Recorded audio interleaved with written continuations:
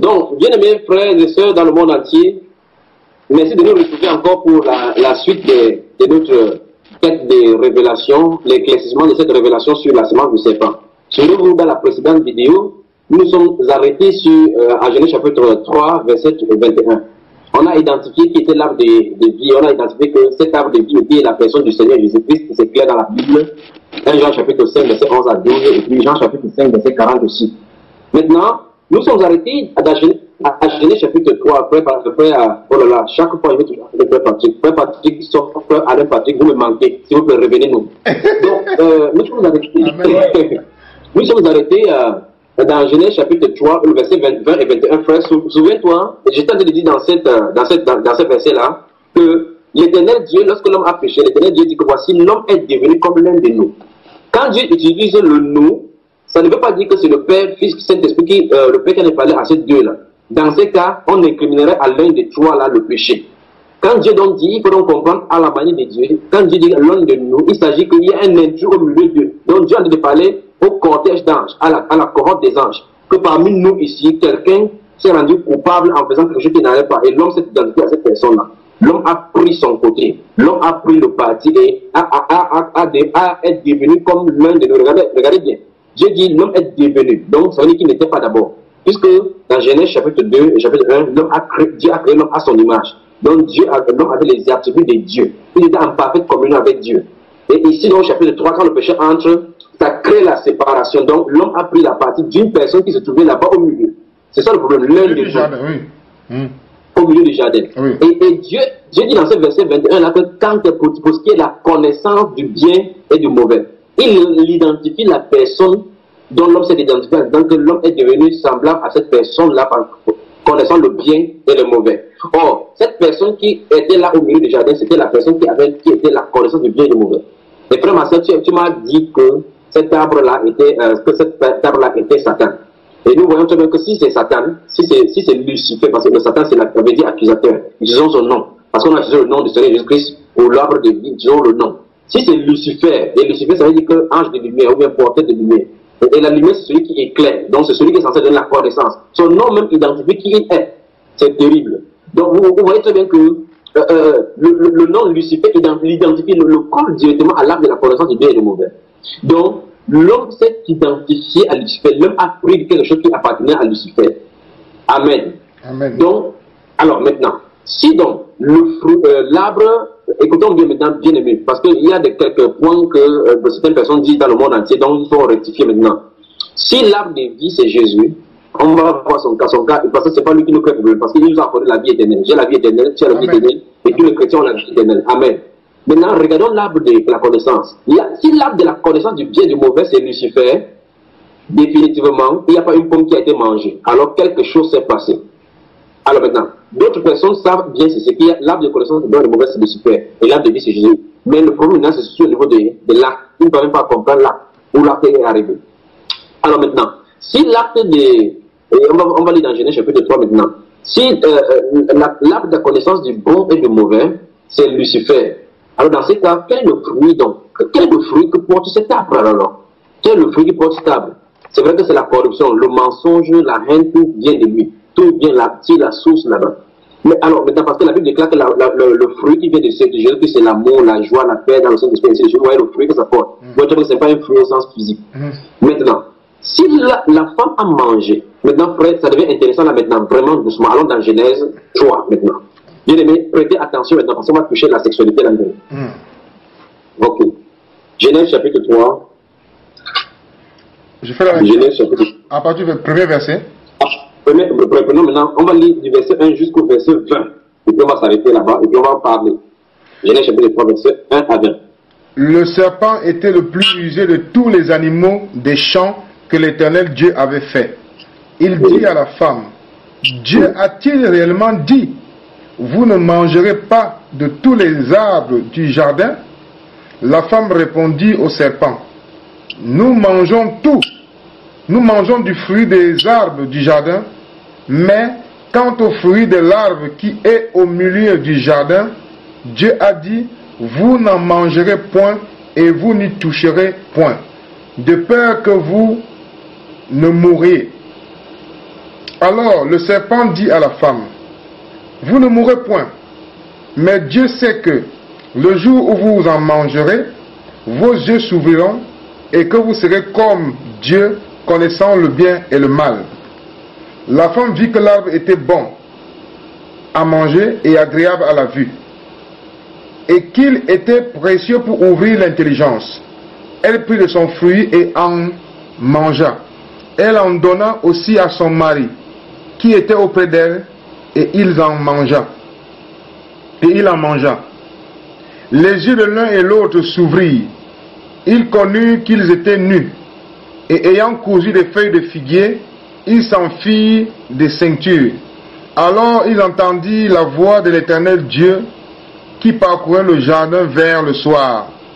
Et l'homme et sa femme se cachèrent loin de la face de l'Éternel Dieu au milieu des arbres du jardin. Mais l'Éternel Dieu appela l'homme et lui dit, « Où es-tu » Il répondit, « J'ai entendu ta voix dans le jardin et j'ai eu peur parce que je suis nu et je me suis caché. » Et l'Éternel Dieu dit, « Qui t'a dit que tu es nu? Est-ce que tu as mangé de l'arbre dont je t'avais défendu de manger ?»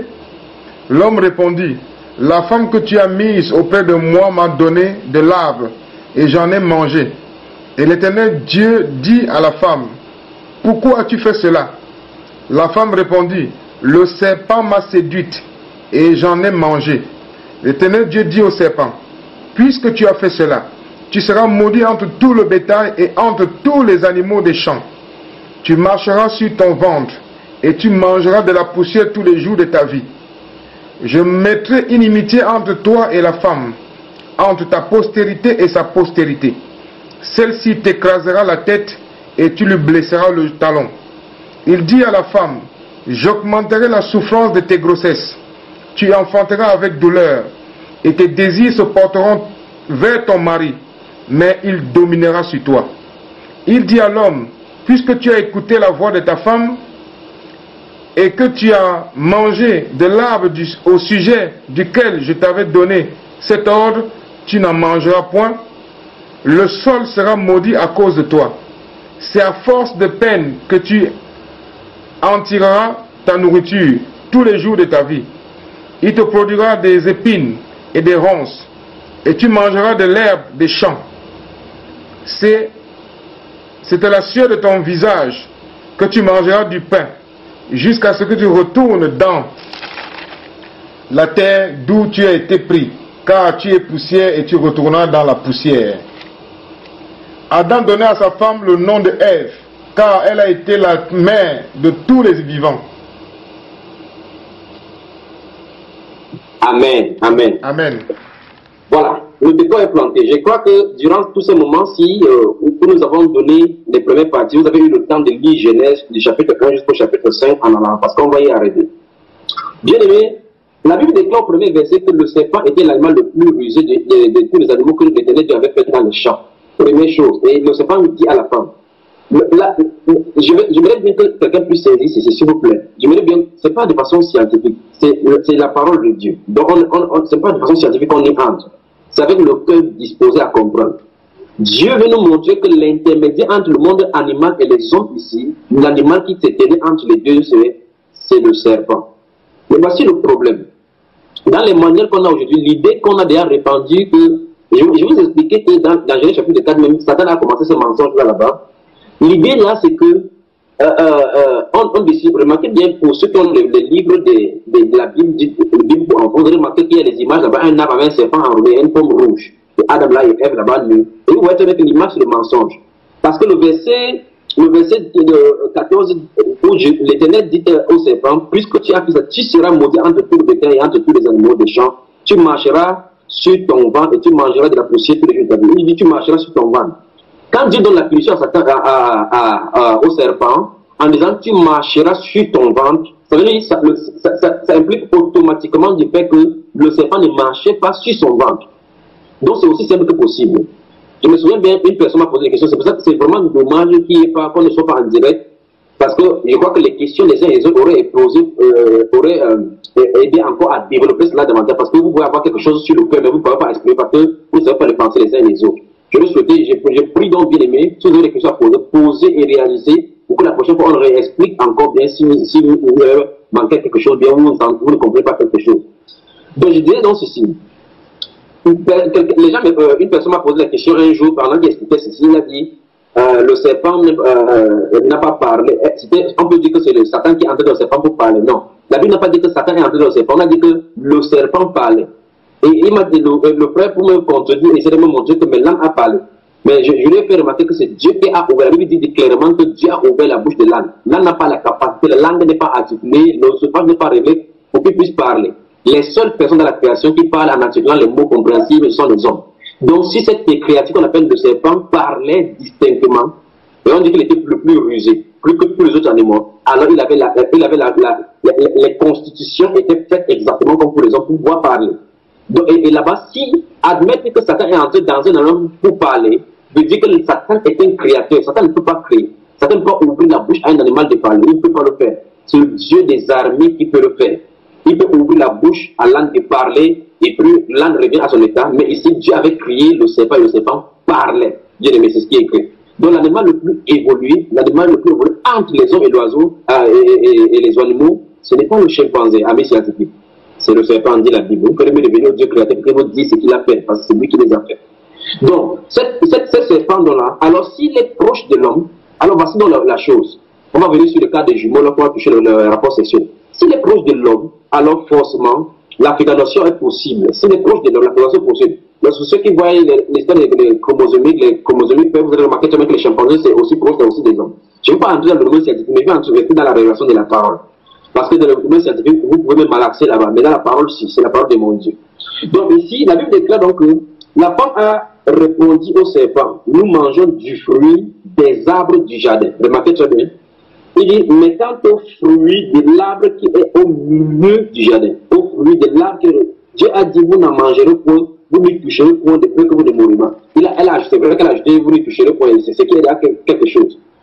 Une autre objection que les gens professent souvent ici dans cet enseignement si près, c'est que les gens posent la question sur cette question.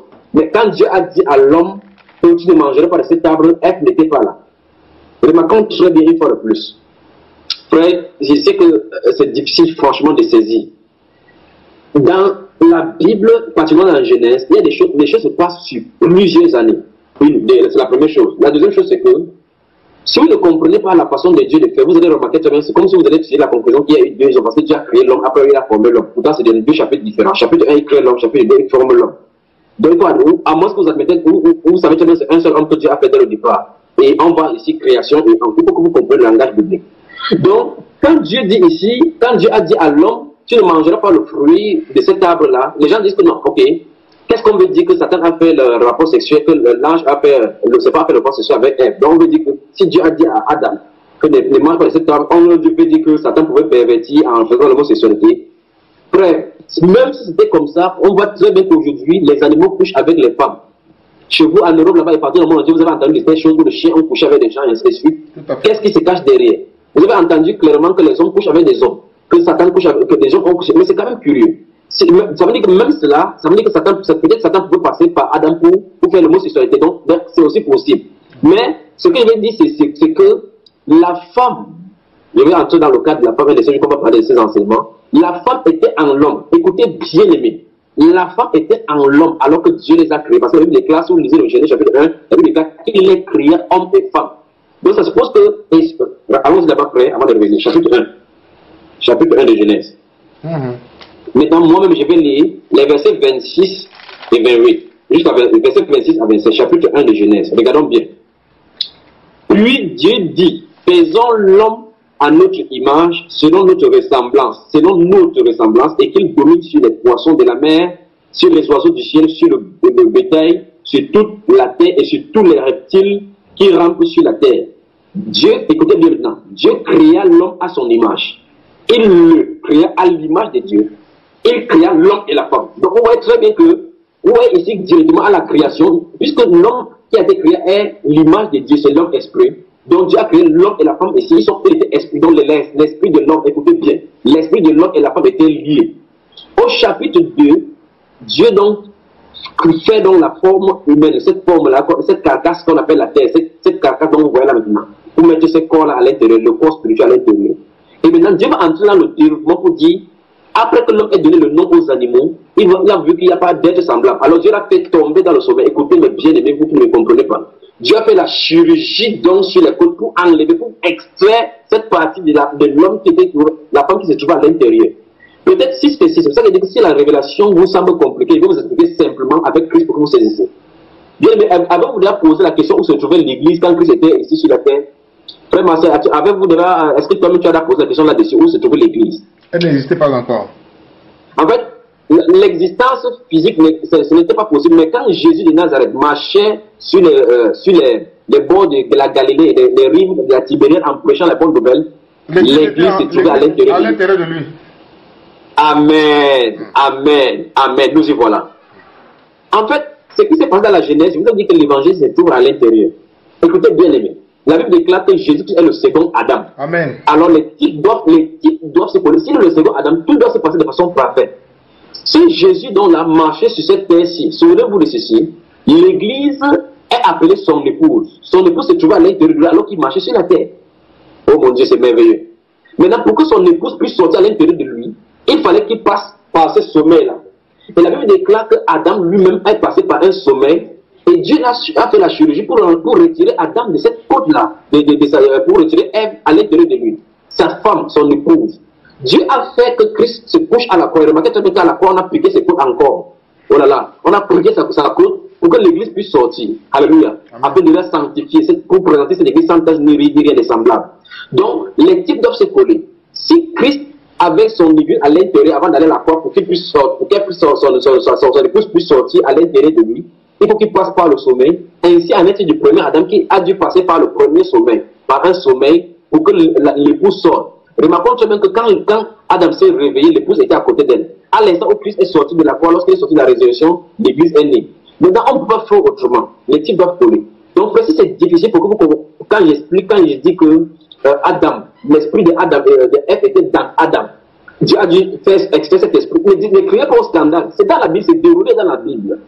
Alléluia. Ainsi, chaque homme qui se marie, ta femme se trouve à l'intérieur de toi. Dieu la manifeste tout simplement. Donc, c'est ça. Donc, mon frère bien-aimé, vous qui posez la question en disant que Dieu a donné l'interdiction à l'homme alors que la femme n'était pas encore là. Je vous invite de lire encore Genèse chapitre 1. Il avait déjà créé l'homme et la femme. Je m'appelle bien frère, regardons encore bien cela. Verset 27 encore, regardons bien. Dieu créa l'homme à son image. Verset 27 du chapitre 1. Il le créa à l'image de Dieu. Il créa l'homme et la femme. Dieu les bénit et Dieu leur dit, soyez féconds, multipliez, remplissez la terre et l'assujettissez et dominez sur les poissons de la mer, sur les oiseaux du ciel et sur tout animal qui se meurt sur la terre. Alléluia. Amen. Maintenant, remarquons très bien que l'une des choses qu'il ne faut pas comprendre, c'est qu'on ne dit pas que la relation sexuelle c'est un péché. J'aimerais bien que ça soit clair. Ce n'est pas le fait que les rapports sexuels soient un péché. C'est le fait que un intrus est venu entrer faire ce rapport alors qu'il n'avait pas le droit. L'homme et la femme étaient légalement mariés devant Dieu. Donc si Adam et Ève faisaient le rapport sexuel, ils n'étaient pas coupables devant le Seigneur. Mais le problème c'est que le but, c'est que la Bible montre que l'intrus, Satan, ou bien le serpent est entré avant que Adam le fasse. Je vais vous montrer cela. Donc pour ceux qui disent que dans au chapitre 2, Dieu a donné l'interdiction à l'homme alors que la femme n'était pas là-bas. Je vous invite donc à rentrer dans le chapitre 1 et me montrer où se trouve la femme. La femme était là, donc quand Dieu donnait cette interdiction, il disait à l'homme et à la femme. Dieu parlait à l'homme parce que c'est l'homme qui est le chef de la famille. Alléluia. Voilà pourquoi il s'est adressé à l'homme. Alléluia. Amen. Donc, maintenant, écoutez bien, pour que vous saisissiez encore ça bien aimé, je vais vous expliquer encore. Permettez-moi d'expliquer ici. Ce qui s'est passé entre Adam, Ève, le serpent, c'est la même chose qui s'est passé entre Joseph, Marie et Jésus. Je vais vous expliquer. Nous commençons à entrer dans les détails de la chose là maintenant. Remarquez que lorsque Marie était fiancée à Joseph, avant qu'ils n'eussent habité ensemble, ils n'étaient pas encore connus. Ça, le combat de la Bible connaît, ça dit qu'ils n'ont pas eu de rapport sexuel ensemble.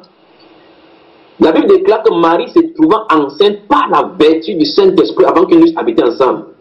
Pourquoi Dieu a choisi une vierge comme ça? Remarquez, je vous ai dit que Dieu est humiliant. Quand il promet quelque chose, il le fait. Il a dit dans Ésaïe 7:14 que la vierge enfantera.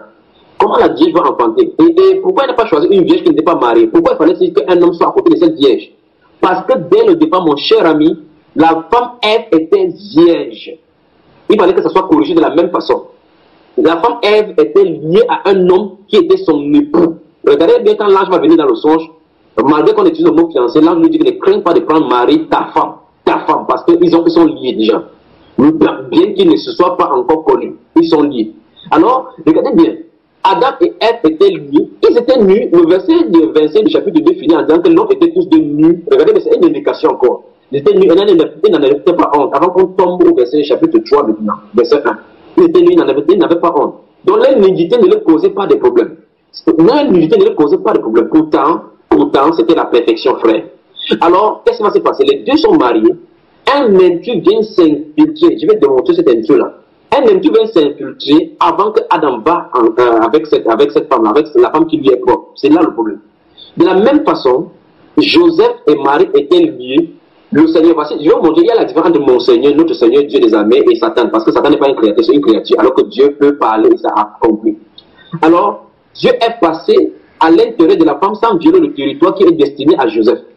C'est-à-dire quoi? Oh mon Dieu, c'est merveilleux, vous le dites, c'est merveilleux. Alléluia. Dieu est entré dans Marie pour faire sortir la sémence qui devait briser la tête de ce serpent-là, sans violer le territoire. Dieu voulait montrer à Satan que je peux faire la même chose que tu as fait sans violer le territoire, sans être coupable. Alléluia. Dieu n'a pas violé la loi du mariage. Satan, lui, il a violé. Il est entré dans un territoire qui n'était pas sien. Mes frères, voilà donc votre péché, c'est l'adultère. C'est l'adultère. Voilà pourquoi c'est le péché qui gouverne le monde. C'est l'adultère. Tous les autres péchés tirent leurs ramifications de là. C'est l'adultère. C'est l'adultère. C'est l'adultère. Le péché originel, c'est l'adultère. Le péché originel, c'est que quelqu'un est venu connaître la femme. Regardez très bien. On va voir dans les détails lors des sanctions, on va étudier doucement. Donc, Dieu est entré dans Marie. Le Saint-Esprit est venu sur Marie. Parce que voilà pourquoi cela a étonné.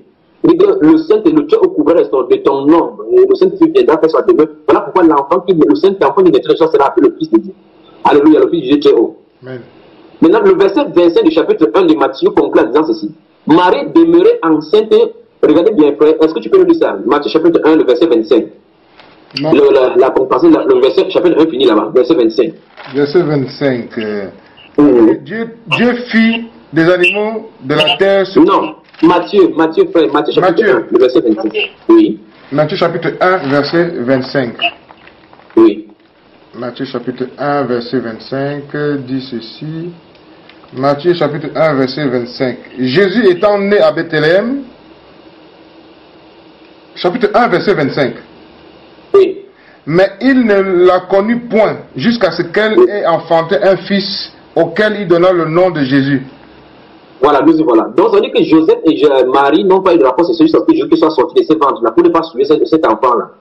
Or, maintenant, ce verset implique automatiquement qu'après que Marie ait enfanté Jésus, Joseph a connu sa femme.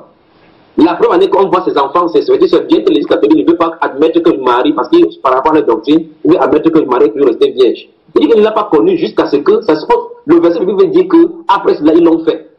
Donc, je vais seulement vous montrer une chose que le Saint-Enfant devait naître. Il fallait qu'il entre dans le pour réactiver, pour réarranger ce que le premier parent, Adam, a fait. Il fallait que ça se passe de la même façon pour arranger la situation.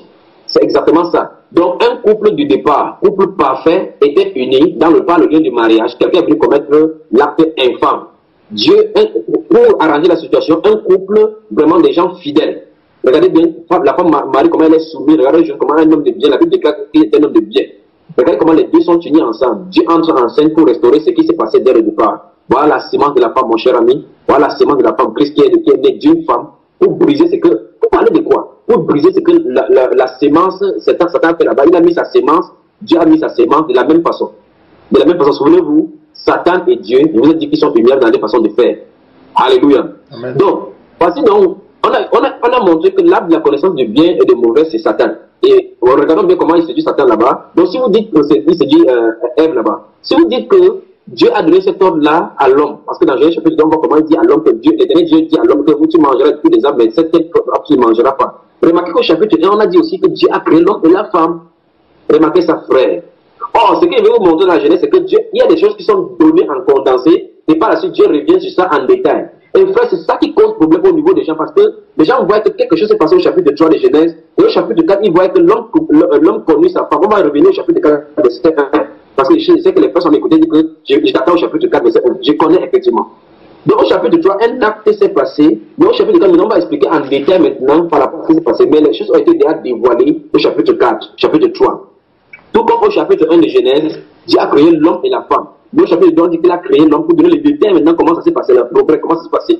Si vous regardez encore bien, vous allez remarquer qu'au chapitre 1, Dieu avait créé l'arbre, les arbres fruitiers. Mais au chapitre 2, on dit que Dieu fit pousser de la terre parce que il y avait seulement les vapeurs sur la terre. Il n'y a aucune pluie ne tombait pas, mais Dieu fait monter la vapeur pour la terre. Pourtant, au chapitre 1, on a dit qu'il avait créé les arbres frais. J'aimerais que vous examinez cela. Donc, il y a des choses que Dieu dit dans le précédent, mais à part ça, on donne les détails. Donc, le chapitre 3 parle d'un acte. On va voir le acte en détail au chapitre 3, et au chapitre 4, on va aller répondre aux questions et les objections que vous posez. Alors, encore chapitre 3, frère, de Genèse. Genèse chapitre 3, quel verset? Genèse chapitre 3. Donc, on a déjà lu Genèse chapitre 3. Donc, progressons dans l'explication, la bien-aimée. Donc, remarquons très bien que le serpent a dit que vous ne mourrez point. Mais Dieu sait que le jour où, verset 5 du chapitre 3 de Genèse, mais Dieu sait que le jour où vous en mangerez, vos yeux s'ouvriront et que vous serez comme des dieux, connaissant le bien et le mal. Tu as vu cela, frère? Donc, il dit que quand les hommes vont manger ça, ils vont connaître le bien et le mal. Voilà pourquoi dans le chapitre 3, verset 21, qu'on a lu tout à l'heure, Dieu a dit que l'homme s'est identifié à quelqu'un. Donc, Dieu est devenu. Donc, l'homme n'est plus neutre. L'homme n'est plus piège comme avant. Alléluia. Amen. Maintenant, la femme dit que l'arbre était bon à manger et agréable à la vue et qu'il était précieux pour ouvrir les yeux. Les gens disent que, ok, voilà, on parle manger, boire, ainsi de suite. Si nous disons, alléluia. Amen. Oui, frère. Donc, frère, tu as quelque chose à ajouter par rapport à ce qu'on a lu? Oui, non, je veux dire simplement qu'on continue dans la prochaine vidéo. Qu'est-ce que tu peux dire brièvement sur celle-ci? Tu es en train de dire quelque chose là? Je vais dire dans la prochaine vidéo, en expliquant dans la progression des choses, on va mettre en lumière le fait que Satan s'est infiltré et montrer que l'homme s'est identifié à l'arbre de la connaissance de bon, donc à Satan. Donc on va voir ça dans la suite. À tout à l'heure. Attends, que le Seigneur te bénisse.